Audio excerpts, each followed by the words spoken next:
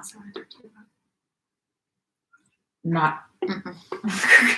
cool. No. So let's generate a list of things to talk about when we're Let's not pass here. notes while this is going on. Yeah. Yeah. That's kind of how I felt a couple of times I've gone like this, Yeah. even though the mic's right there. Yeah, weird day. Yeah. Feels like it. Every day is weird. Every day is weird. I went to a park today. Yeah. Yeah, I just went for a drive. So I was like, whatever, going for a drive is okay. Mm-hmm. And then I didn't even know where I was going. Like full on, kind of tried to get lost, but I didn't go very far. And then there was this park with all these people outside playing like badminton and things. I was like, oh, okay. I guess this is okay. Really? I don't know. That is not what I would. That's not. You got okay. Almost everyone was wearing a mask, and like people seemed to be keeping their distance. And I like took up a little. I just like sat on the hill, like at least 10 feet away from like anyone, and just listened to an audiobook. Cool. In the sun. Yeah, it was so bizarre to see people just like enjoying a park. I mean, like, is this okay? That's like where I get so confused with all of this, is being like, what are the rules here? And I get that like in lots of ways there aren't. There were pretty clear guidelines. They're pretty clear. Are the guidelines From the like CDC? don't go to Yes. the park? The guidelines are Because I thought like also like walks, like yes, you should be walking. Yeah. It doesn't say don't go to the park. I only responded when you said there's tons of people there. There was like a fair number of people there, yeah. That's the only thing that makes it sketchy to me. I mean, like everyone seemed to be keeping their distance, but yeah, like I was surprised that many people were out. It was a really nice day. It's a Sunday, but yeah, there was a lot of people out.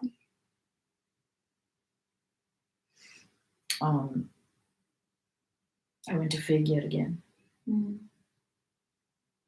Gardened. What'd you buy? I got my 2 blueberry bushes. I have to go see what they look like. Yeah, they're so cute. I'm amazed how quickly that garden grows. What do you I mean, granted, it's been raining so much. I feel like a few days ago I checked on the kale, and now it's grown like a third the size. Yeah. You never noticed the missing plants? Missing? Yeah. Because we've been out there a couple of times and I'm like, she still hasn't said anything. The 2 bougainvillea right next to the house are gone. You know where the hose is? Yeah. That whole area is empty. I really don't go out there a lot. And I don't think I've ever looked back. Because normally I'm looking this way. I'm talking about there. Yeah. Oh, you don't look back at the house? Yeah. Yeah, but we did yoga like right next to that spot. That's true, and I didn't notice. No. I don't know why I don't go out there. I don't know. I used to. I don't think you don't go out there. Picnic table. I kind of like have been trying to force myself to go out there every once in a while. And go like check on the plants or do something. I'm not having a hard time forcing myself. I know, you're really having a good time with the gardening. Yeah, I really am. I dug big holes today full of blueberries. And I'm trying all these different methodologies to keep the pests away. Yeah. Like the beer. But wait, the gangster gardener is the one who told me to do that. Oh, cool.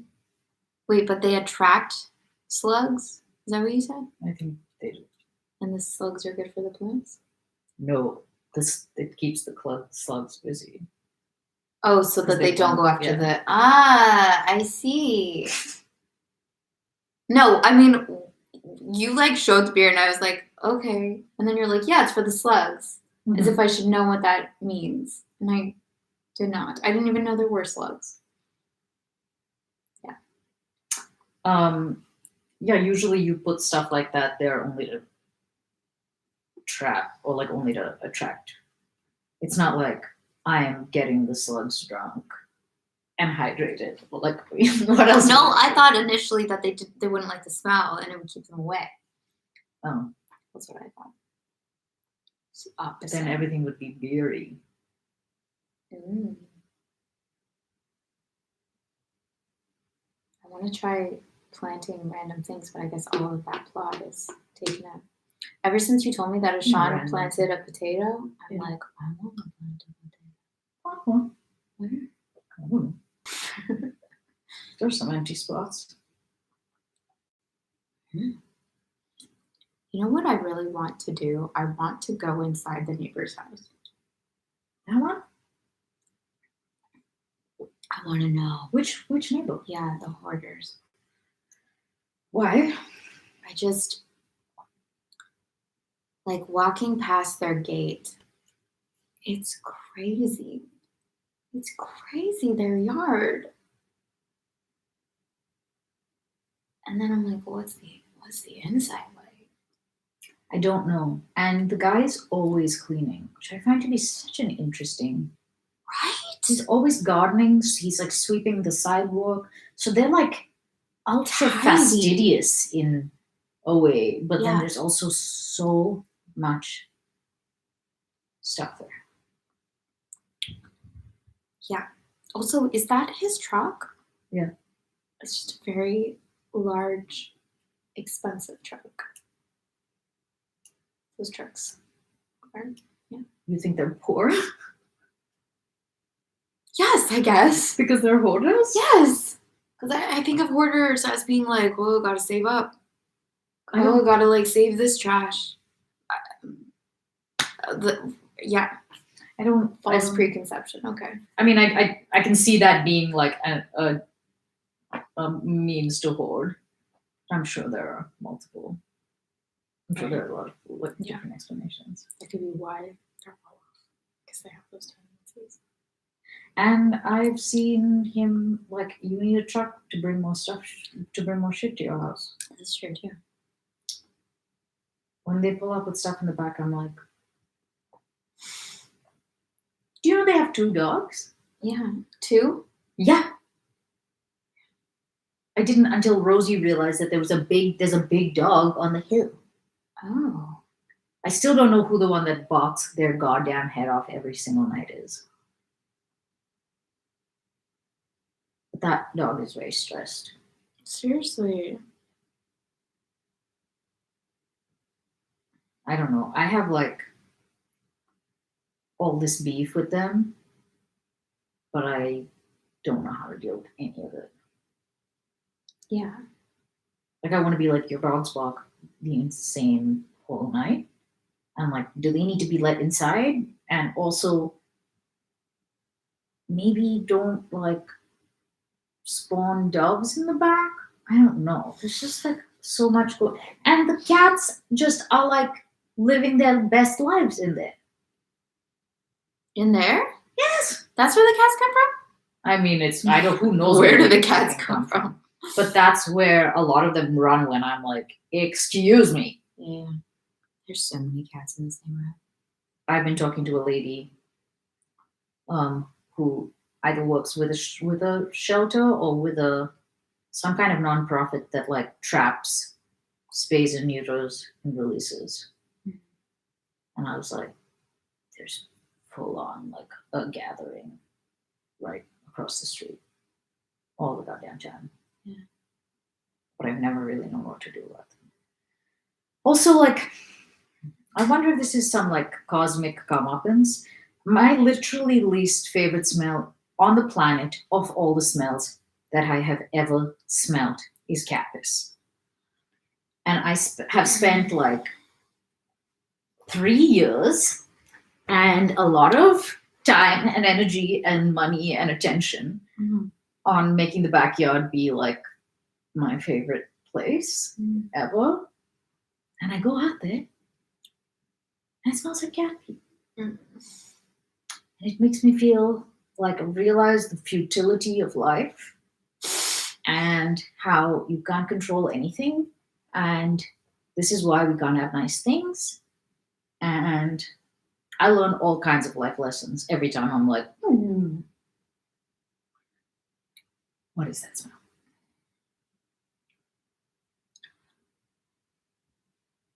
Yeah, and she's tried everything I to keep mean, them away.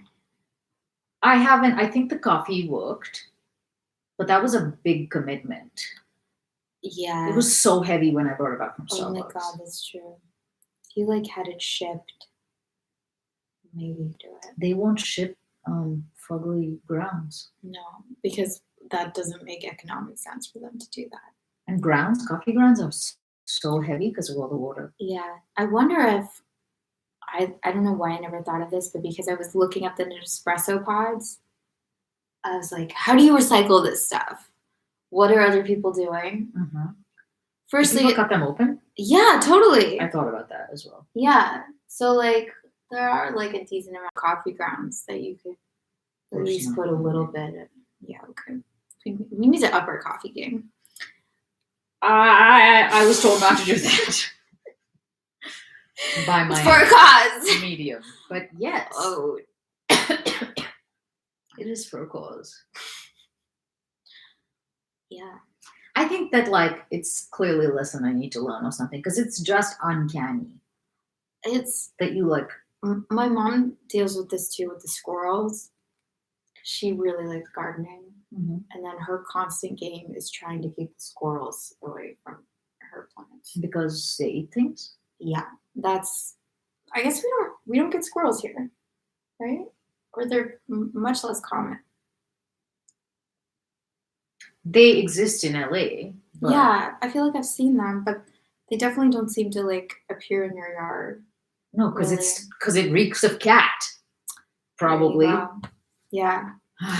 I would. The coyotes would eat them. I don't know what it is. I would. Maybe the trees aren't very good for them.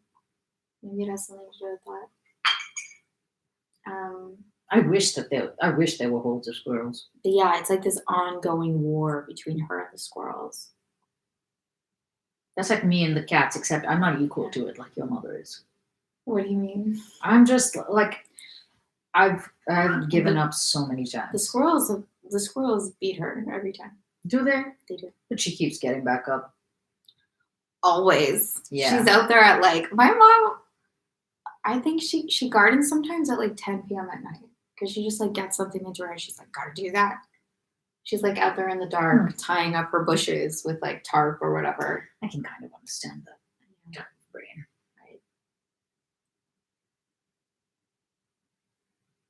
Right. Then I just think if you have to like hide your plants away, it ruins the effect. Having the plants in the first place? It depends on where you have the plants. Yeah. If they're aesthetic, it definitely ruins the effect. Good. Yeah. But like, I don't mind covering the kale and stuff. Yeah. Because it's not too pretty. No, that thing actually is like, I love it. It's so, I was telling her about that actually. I was like, you should get some of it. Because it's so easy. You just like lift it up. And I guess it lets the sunlight in, right? It does. It's kind of a greenhouse. Only thing it doesn't do is like they can still like bugs and certain things can still get in. It just like I think suddenly reduces like squirrels and stuff. It would work for that. Yeah. Yes. Yeah. And I don't know what I'm gonna do in the tomatoes. I don't know. When the tomatoes get big. Yeah, I've done a lot of new planting in there. Mm-hmm. It's a huge thing. It's one of the ways that Los Angeles is apparently responding to the pandemic. What do you mean, like growing everything at home? Fig Earth Supply is a madhouse. Really? Everyone's doing it. Everyone's just trying to grow their own produce? Okay. Yeah, they're like, forget this whole supermarket thing. Yeah. Okay. Yeah, anyone who has a chicken right now is probably feeling pretty good about themselves. Apparently. Too. Or a goat. Apparently. Chicks are being reported like toilet paper. What? People in certain times get baby chickens, and this is one of them. So all of the like breeders or whatever are sold out of baby chicks for like the next 5 months, because that's something people do is get I chickens. think I feel okay about that. How do you feel about it? How a chicken would you eat eggs? No, but it's not. Wouldn't be a big temptation for me. Yeah. Yeah. I've met like a really sweet chicken, so I think they're very like they can be very lovely. Yeah, there's pets. I told you right how I stayed at this Airbnb once where like we stayed in like the back house. This is in San Diego. And they had 3 chickens. And I forget if they all did this or there was one chicken who was like head chicken who took care of all the others and at night would sleep in the tree and Really? and kind of roost and watch over everyone else. So so cute. Ishan still asks about Michael. Yeah. Yeah. This is Michael. It's really sweet that he comes when you call him. I always want to stick my fingers through the thing, and then I'm like, what if I get pecked?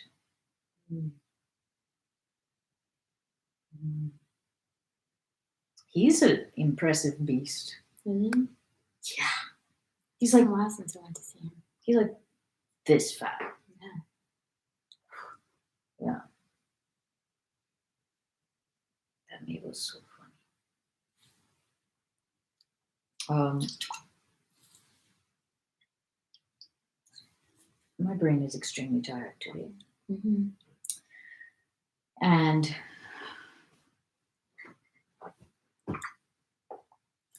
I can't remember anything we read right now. We didn't read a lot. Oh, that's right. We read 2. And also, I don't know what we're going to be able to read today. Why? Because it's book 10. Because it's book 10. It might just send us back to the beginning. Whoa. Yeah, we only read 2 chapters last night. And what did happen? My sister gets free like right when we start reading. It's really inconvenient. Timing is all messed up. Yeah. She's like, okay, I just have to do this and then we can talk about this. And then I'm like, Yeah, my dad, that kept happening. We could try to go earlier. Yeah, we could. We were trying to do that. One day. Yeah. There was a day. We weren't very good about it. But yeah, we could. I can do it more like around 6 o'clock. That's usually good. Not before then. Okay. I know that's not amazing. No, it's fine. Okay.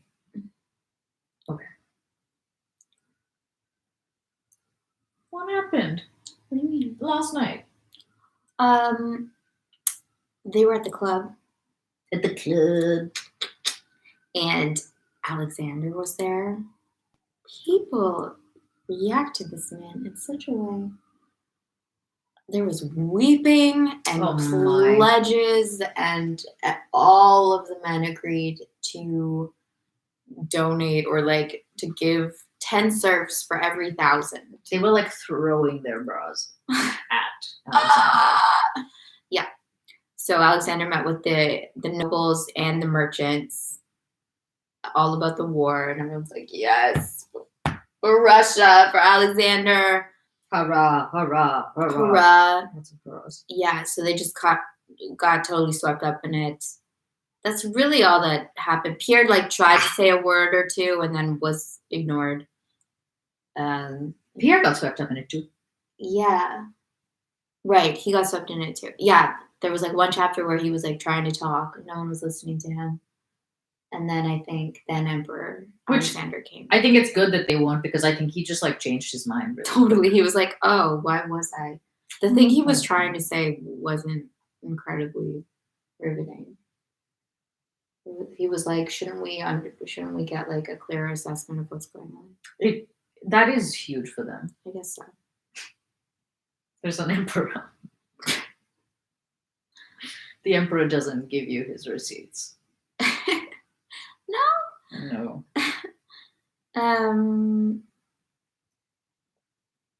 Yeah, that's pretty much all that happened. Yeah.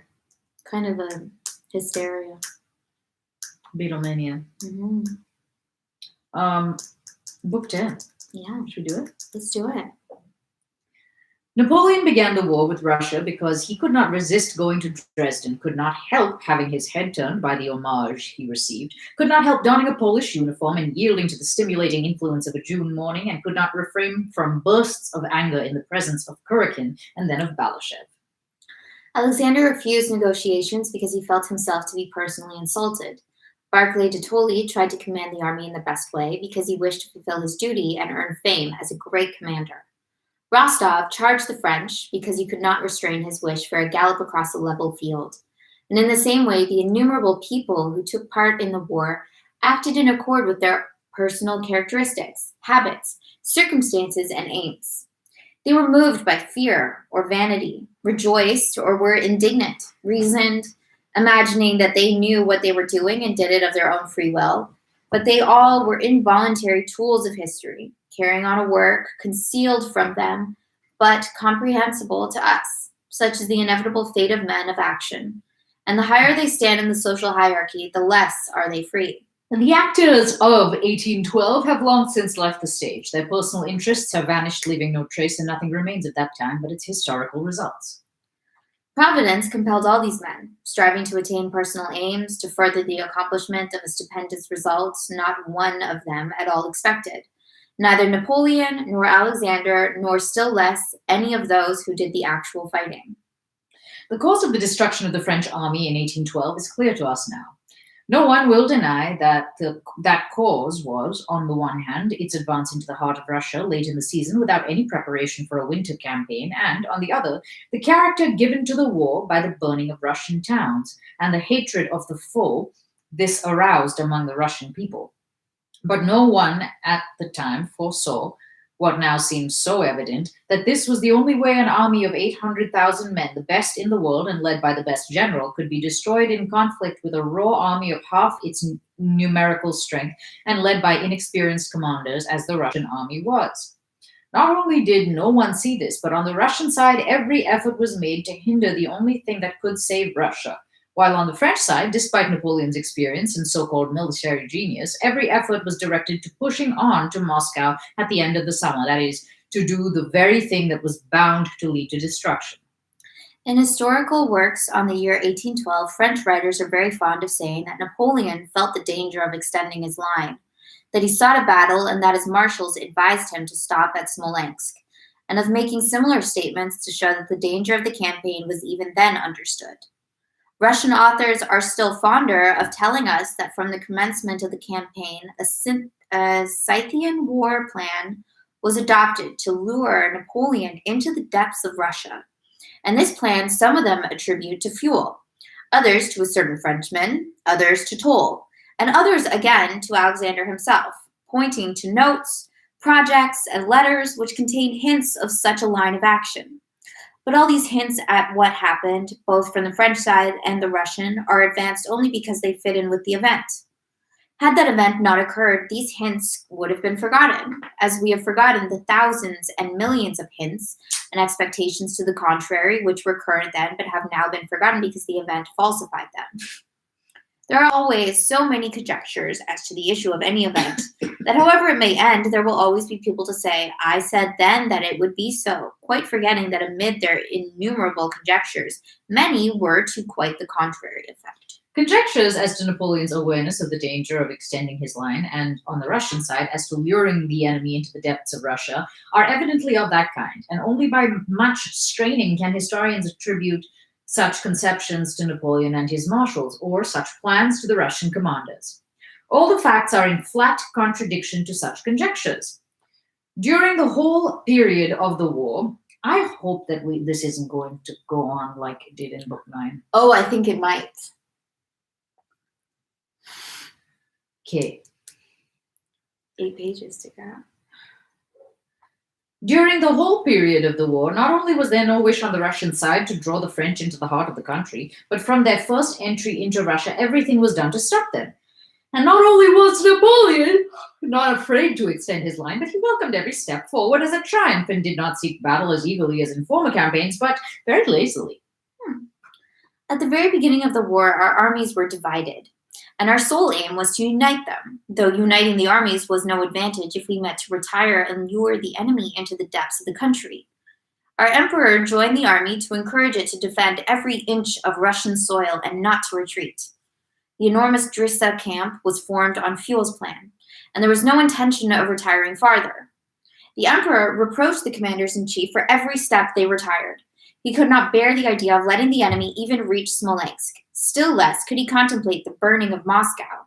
And when our armies did unite, he was displeased that Smolensk was abandoned and burned without a general engagement having been fought under its walls. So thought the emperor, and the Russian commanders and people were still more provoked at the thought that our forces were retreating into the depths of the country. Napoleon, having cut our armies apart, advanced far into the country and missed several chances of forcing an engagement. In August, he was at Smolensk and thought only of how to advance farther, though, as we now see, that advance was evidently ruinous to him. The facts clearly show that Napoleon did not foresee the danger of the advance on Moscow, nor did Alexander and the Russian commanders then think of luring Napoleon on, but quite the contrary. The luring of Napoleon into the depths of the country was not the result of any plan, for no one believed it to be possible. It resulted from a most complex interplay of intrigues, aims, and wishes among those who took part in the war and had no perception whatever of the inevitable or of the one way of saving Russia. Everything came about fortuitously. The armies were divided at the commencement of the campaign. We tried to unite them with the evident intention of giving battle and checking the enemy's advance. And by this effort to unite them, while avoiding battle was with a much stronger enemy and necessarily withdrawing the armies at an acute angle, we led the French on to Smolensk. But we withdrew at an acute angle not only because the French advanced between our two armies. The angle became still more acute and we withdrew still farther because Barclay de Tolly was an unpopular foreigner disliked by Bagration, who would come under his command. And Bagration, being in command of the Second Army, tried to postpone joining up and coming under Barclay's command as long as he could. Another one of these hilarious moves.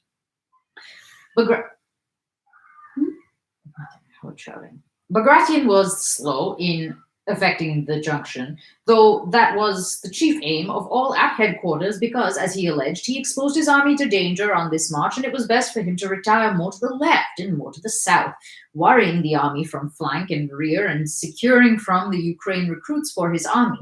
And it looks as if he planned this in order not to come under the command of the detested foreigner Barclay, whose rank was inferior to his own.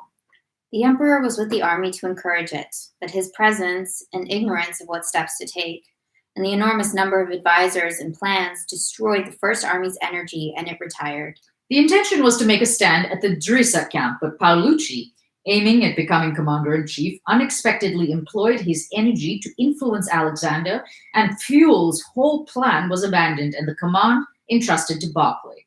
But as Barclay did not inspire confidence, his power was limited. The armies were divided, there was no unity of command, and Barclay was unpopular. But from this confusion, division, and the unpopularity of the foreign commander-in-chief, there resulted on the one hand indecision and the avoidance of a battle, which we could not have refrained from had the armies been united and had someone else instead of Barclay been in command, and on the other, an ever-increasing indignation against the foreigners and an increase in patriotic zeal. At last, the emperor left the army, and as the most convenient and indeed the only pretext for his departure, it was decided that it was necessary for him to inspire the people in the capitals and arouse the nation in general to a patriotic war. And by this visit of the emperor to Moscow, the strength of the Russian army was trebled. Was that him in the last book? Are we going retrospective? Who? Emperor, is that why he was in Moscow? Yeah. Okay. Trebled? Like multiplied? Really? Why do you think multiply? Because that makes, yeah, threefold Oh, was tripled. didn't make that connection. He left in order not to obstruct the commander-in-chief's undivided control of the army and hoping that more decisive action would then be taken. But the command of the armies became still more confused and enfeebled. Bennigsen, the Tsarevich, and a swarm of adjutants general remained with the army to keep the commander-in-chief under observation and arouse his energy. And Barclay, feeling less free than ever under the observation of all these eyes of the emperor, became still more cautious of undertaking any decisive action and avoided giving battle. Cool. Barclay stood for caution. The Tsarevich hinted at treachery and demanded a general engagement. Lubomirsky, Brunitsky, Locky, and the others of that group stirred up so much trouble that Barclay, under pretext of sending papers to the emperor, dispatched these Polish adjutants general to Petersburg and plunged into an open struggle with Bennigsen and the Tsarevich. I don't follow. At Smolensk, the armies at last reunited, much as Bagration disliked it. Bagration drove up in a carriage to the house occupied by Barclay. Barclay donned his sash and came out to meet and report to a senior officer, Bagration. Despite his seniority in rank, Bagration, in this contest of magnanimity, took his orders from Barclay, but having submitted, agreed with him less than ever. By the emperor's orders, Bagration reported direct to him. He wrote to Arakchev, the emperor's confidant, "It must be as my sovereign pleases, but I cannot work with the minister," meaning Barclay. "For God's sake, send me somewhere else, if only in command of a regiment. I cannot stand it here. Headquarters are so full of Germans that a Russian cannot exist, and there is no sense in anything. I thought I was really serving my sovereign and the fatherland, but it turns out that I am serving Barclay. I confess, I do not want to." The swarm of Brunitskys and the Vincent-Gorods and their like still further embittered the relations between the commanders-in-chief, and even less unity resulted. Preparations were made to fight the French before Smolensk. A general sent to survey the position. This general, hating Barclay, rode to visit a friend of his own, a corps commander, and, having spent the day with him, returned to Barclay and condemned, as unsuitable from every point of view, the battleground he had not seen. While disputes and intrigues were going on about the future field of battle, and while we were looking for the French, having lost touch with them, the French stumbled upon Neverovsky's division and reached the walls of Smolensk. It was necessary to fight an unexpected battle at Smolensk to save our lines of communication. The battle was fought, and thousands were killed on both sides. Smolensk was abandoned contrary to the wishes of the emperor and of the whole people, but Smolensk was burned by its own inhabitants, who had been misled by their governor, and these ruined inhabitants, setting an example to other Russians, went to Moscow thinking only of their own losses, but kindling hatred of the foe. I don't know why I was like, my turn. Sorry. That happens to me quite often. Okay. You know when I usually do it? When at a close quote. Yeah. Because I imagine that you read the Yeah. thing That makes and then sense I'm to like, me. said he. Yeah. Well, Right. like reading sage directions. Yeah. Napoleon advanced farther and we retired, thus arriving at the very result which caused his destruction. Why do we sometimes call ourselves we and other times we call ourselves Russian? Who is to say? Not we. Certainly not the Russians, because the Russians don't say nothing, because they don't know nothing. Okay, at least maybe that was a little bit of a recap of the war, so I don't Recap. have to Wikipedia it. Majorly. That was a pre-cap. Precap. And we're done with that. Yeah, because, we've been delivered by the real plot in chapter 2.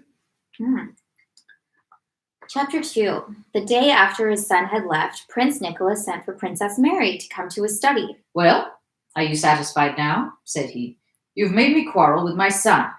Satisfied, are you?" Oh, I forgot who this was. I should be reading with much more vitriol and Yeah. malevolence. It's like hate spit coming out of your mouth. I'm ready. "Satisfied, are you? That's all you wanted. Satisfied? It hurts me. It hurts. I am old and weak, and this is what you wanted. Well then, gloat over it. Gloat over it. Much better. You think? Ugh, yeah, you really captured him. After that, Princess Mary did not see her father for a whole week. He was ill and did not leave his study. Princess Mary noticed to her surprise that during this illness, the old prince not only excluded her from his room, but did not admit Mademoiselle Bourrienne either. Dickon alone attended him. At the end of the week, the prince reappeared and resumed his former way of life, devoting himself with special activity to building operations and the arrangement of the gardens, and completely breaking off his relations with Mademoiselle Bourrienne. Relations? I don't know. Like, why was she coming to his bedroom before? Had that happened? I don't know. It was This is one of those alluded things to where I'm sex, like, I but- don't know. I never know when people are having sex or not. It's an ongoing mystery. problem. Sorry. His looks and cold tone to his daughter seemed to say, "There, you see, you plotted against me. You lied to Prince Andrew about my relations with that French woman and made me quarrel with him. But you see, I mean neither her nor you." Prince Mary spent half of every day with little Nicholas, watching his lessons, teaching him Russian and music herself, and talking to the sow. The rest of the day she spent over her books, with her old nurse, or with God's folk, who sometimes came by the back door to see her. Yes, we remember from her whole life. God's fuck. Of the war, I wish I were God's folk. Yeah, I wish I were religious. you could be. I don't see how I can. Could be right now. I know, so I've Just heard. Do I've you thought about it. accept the Lord into your heart? Yes. It is done.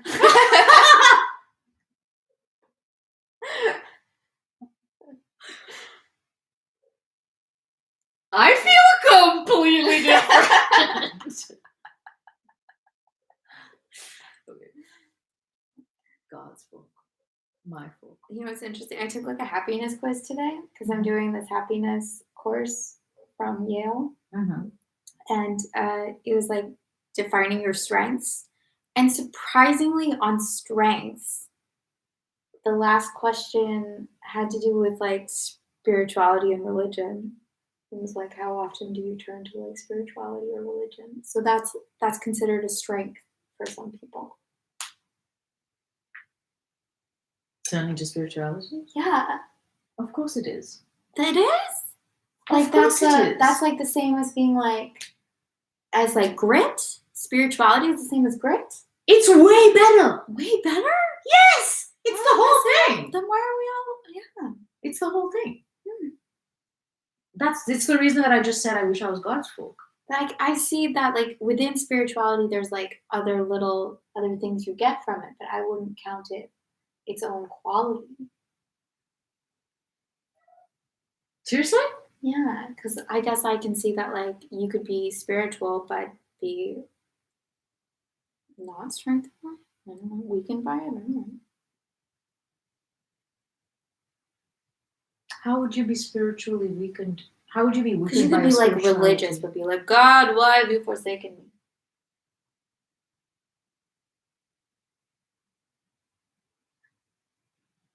Like that could be the entirety of your spiritual. That's your spiritual experience. That's your spiritual practice. Is It could be. bawling out God. Like I just think that like faith would be a better word to use than spirituality, personally. That sounds way more Jesus-y, by the way. Faith. Yeah. Mhm.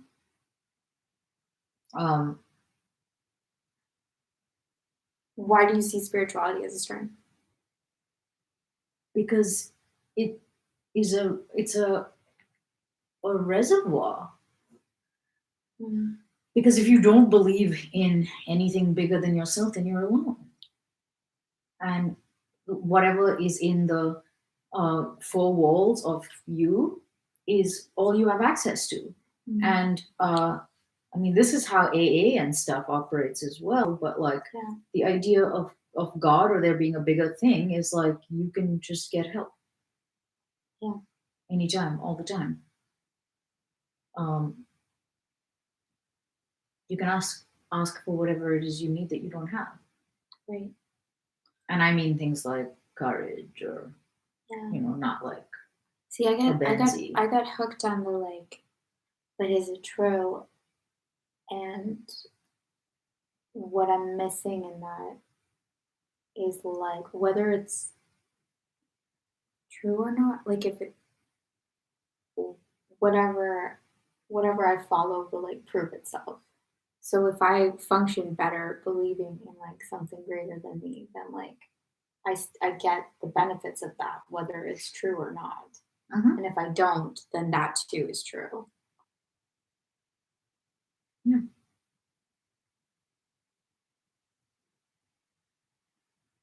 I mean, all the people that I've ever met for whom like religion or spirituality is important, it's a huge source of support for them. Mm.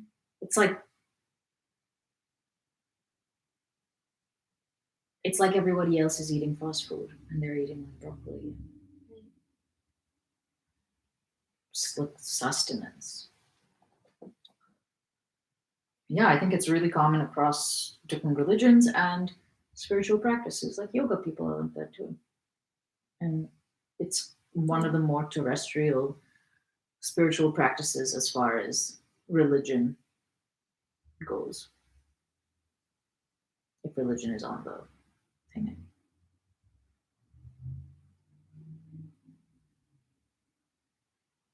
Yeah, because you're like safer when it's not just you. I mean, you believe there's some sort of plan or some sort of intention, so you're less likely to resist. Can that be like a negative as well? I mean, anything can be a negative. Right. I guess the reason why I fight against it is, granted, I'm a control freak. I think that like being like whatever, it's up to God, kind of takes the heat off me. Um, so it's like Precisely. yeah, right. I don't know why I can't allow that. I'm You just don't? like, what do you mean? It's perfectly in line with everything that we know. Yeah, like I have such a hard time letting myself off the hook, Mm-hmm. even though it obviously would be like a much nicer world. It feels like I'm not to blame. Um,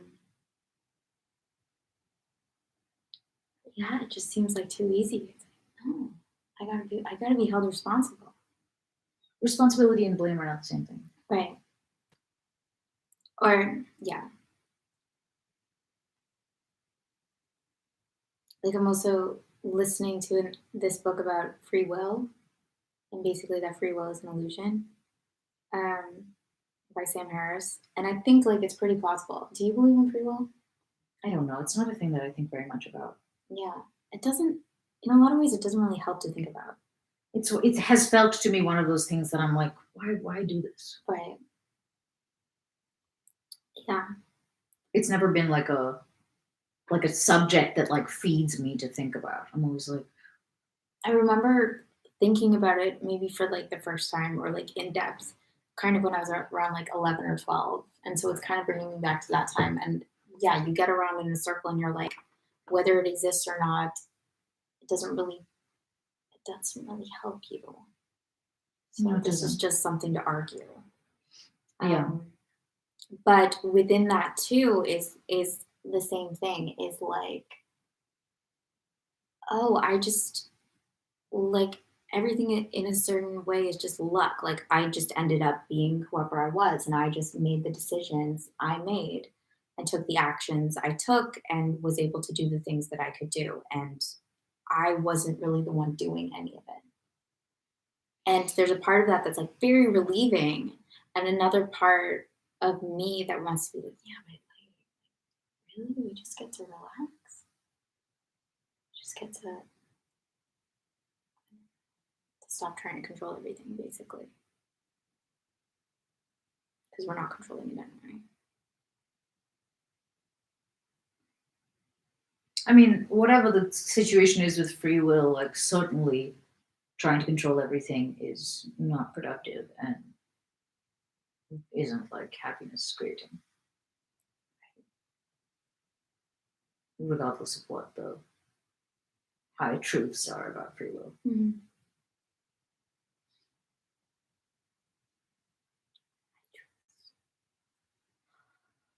Yeah. How do you?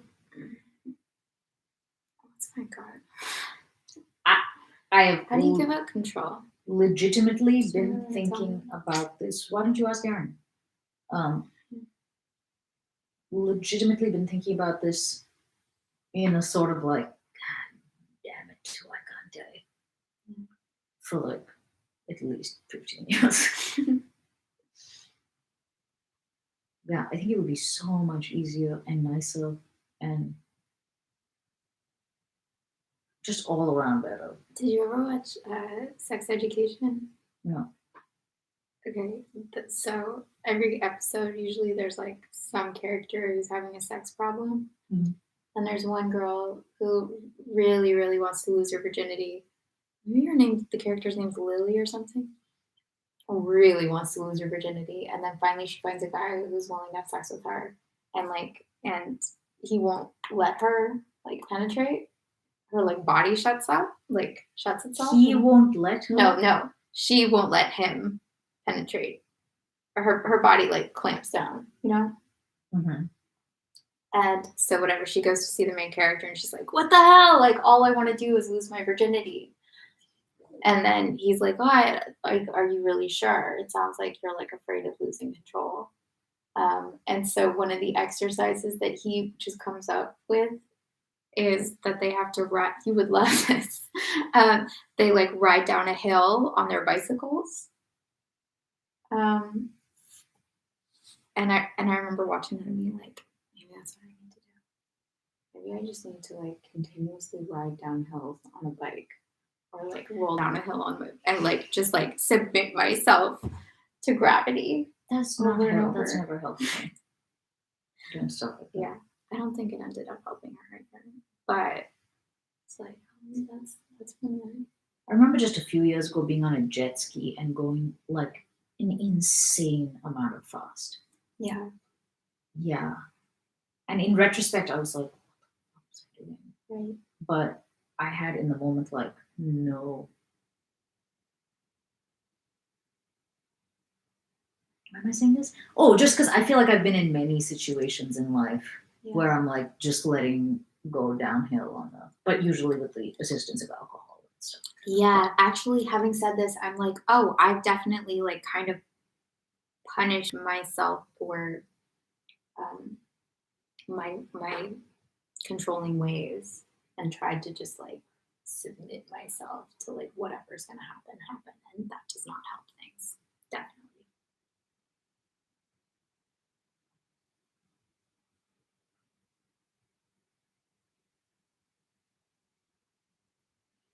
I think it's just about building up like hardiness, resilience.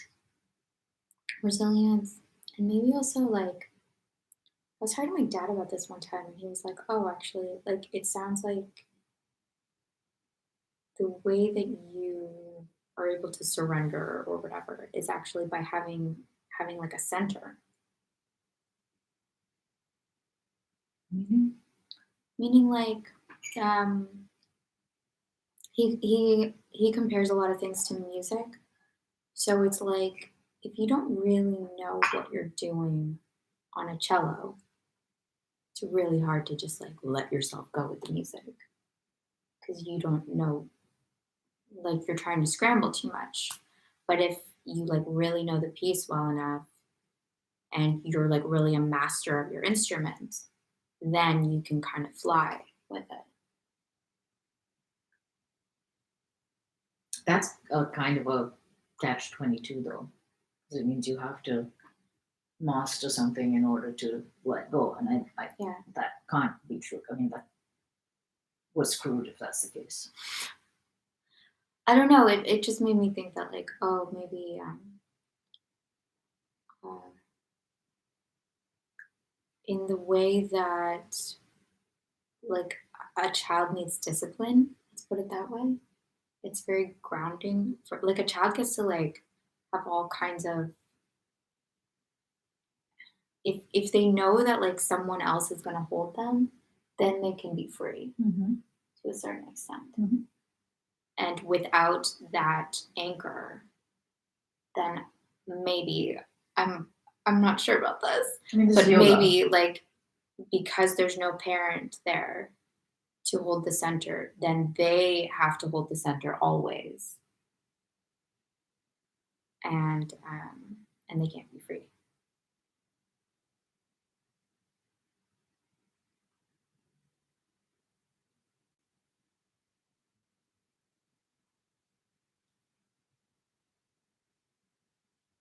Yeah, it's yoga. Like, I don't think surrender exists in isolation from its like seeming opposites. Mm-hmm.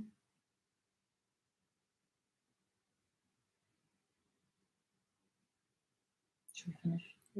We should keep reading.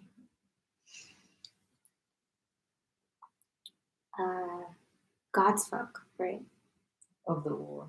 Of the war, Princess Mary thought as women do think about wars.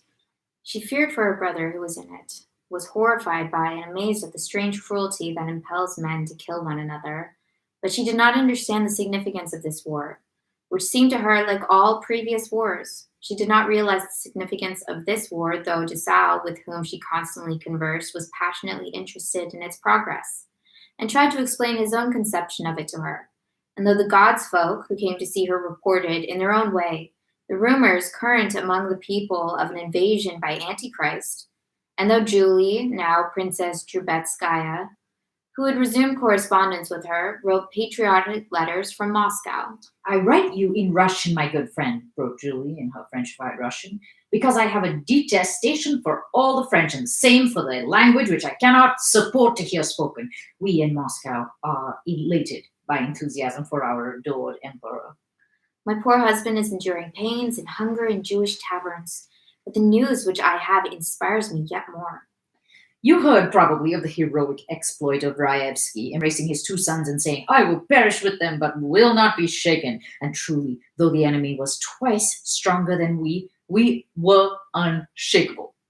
We pass the time as we can, but in war as in war. What?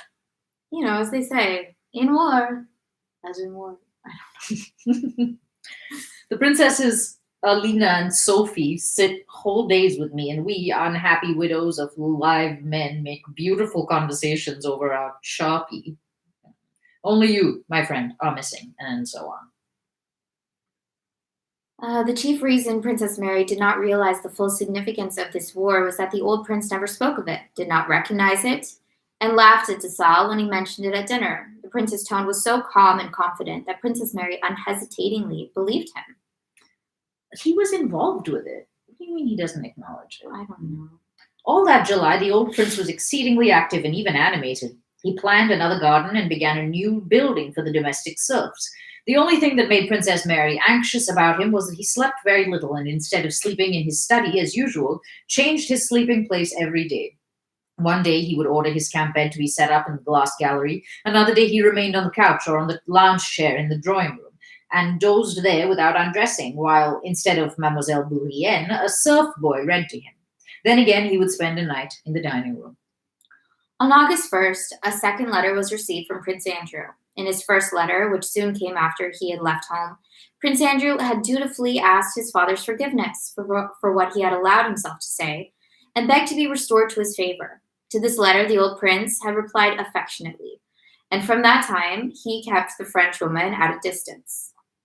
Prince Andrew's second letter, written near Vitebsk, after the French had occupied that town, gave a brief account of the whole campaign, enclosed for them a plan he had drawn and forecasts as to the further progress of the war. In this letter, Prince Andrew pointed out to his father the danger of staying at Bald Hills, so near the theater of war and on the army's direct line of march, and advised him to move to Moscow. At dinner that day, on de Sales mentioning that the French were said to have already entered Vitebsk, the old prince remembered his son's letter. There's a letter from Prince Andrew today, he said to Princess Mary. Haven't you read it? No, father, she replied in a frightened voice. She could not have read the letter, as she did not even know it had arrived. He writes about this war, said the prince, with the ironic smile that had become habitual to him in speaking of the present war. That must be very interesting, said de Sal. Prince Andrew is in a position to know. Oh, very interesting, said Mademoiselle Bourienne. Go and get it for me, said the old prince to Mademoiselle Bourienne. You know, under the paperweight on the little table. Mademoiselle Bourienne jumped up eagerly. No, don't, he exclaimed with a frown. You go, Michael Ivanovich. Michael Ivanovich rose and went to the study, but as soon as he had left the room, the old prince, looking uneasily around, threw down his napkin and went himself. They can't do anything, always make some muddle, he muttered. While he was away, Princess Mary, de Sal, Mademoiselle Bourienne, and even little Nicholas exchanged looks in silence. The old prince returned with quick steps, accompanied by Michael Ivanovich, bringing the letter and a plan. These he put down beside him, not letting anyone read them at dinner. On moving to the drawing room, he handed the letter to Princess Mary, and, spreading out before him the plan of the new building and fixing his eyes upon it, told her to read the letter aloud. When she had done so, Princess Mary looked inquiringly at her father. He was examining the plan, evidently engrossed in his own ideas. What do you think of it, Prince? de Sal ventured to ask. I, said the prince, as if unpleasantly awakened, and not taking his eyes from the plan of the building. Very possibly the theatre of war will move so near to us that... Ha ha ha, the theatre of war, said the prince. I have said and still say that the theatre of war is Poland, and the enemy will never go beyond the Niemen. De Sal looked in amazement at the prince, who was talking of the Niemen when the enemy was already at the Dnieper. But Princess Mary, forgetting the geographical position of the Niemen, thought that what her father was saying was correct. When the snow melts, they'll sink in the Polish swamps. Only they could fail to see it, the prince continued, evidently thinking of the campaign of 1807, which seemed to him so recent. Bennigsen should have advanced into Prussia sooner, then things would have taken a different turn. But Prince de Sal began timidly. The letter mentions Vitebsk. Ah, the letter, yes, replied the prince peevishly. Yes. His face suddenly took on a morose expression. He paused. Yes, he writes that the French were beaten at what river was it? De Sal dropped his eyes. The prince says nothing about that, he remarked gently. Doesn't he? But I didn't invent it myself. No one spoke for a long time. Yes. Well, Michael Ivanovich, he suddenly went on, raising his head and pointing to the plan of the building. Tell me how you mean to alter it. Michael Ivanovich went up to the plan, and the prince, after speaking to him about the building, looked angrily at Princess Mary and de Sal and went to his own room. Princess Mary saw de Sal's embarrassed and astonished look fixed on her father, noticed his silence, and was struck by the fact that her father had forgotten his son's letter on the drawing room table. But she was not only afraid to speak of it and ask de Sal the reason of his confusion and silence, but was afraid even to think about it. In the evening, Michael Ivanovich, sent by the prince, came to Princess Mary for Prince Andrew's letter, which had been forgotten in the drawing room. She gave it to him, and, unpleasant as it was to her to do so, ventured to ask him what her father was doing.